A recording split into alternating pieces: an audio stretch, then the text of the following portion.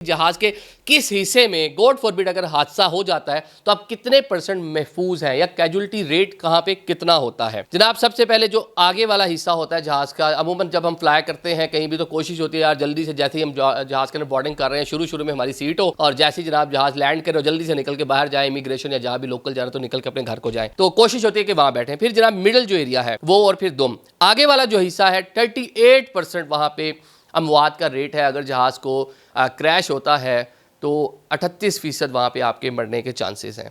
इसी तरह जनाब जो मिडल में एरिया है, जो वस्ट एरिया, ये सबसे ज़्यादा डेंजर है। अमूमन लोग कहते हैं मिडल यार ये तो अमूमन जहाज़ ब्रेक हो जाता है, कुछ 19-20 होता है, तो वो एरिया सबसे ज़्यादा कह लें कि डेंजरस है। वहाँ पर 39% कैजुअलिटी रेट है।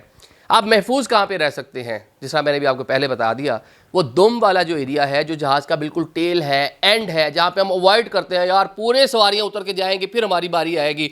जहाज़ जनाब एयरबस आपका A380 है, 500-600 लोग उसके अंदर सवार हैं, 777 है, इसी तरह उसके अंदर 400-500 लोग सवार हैं।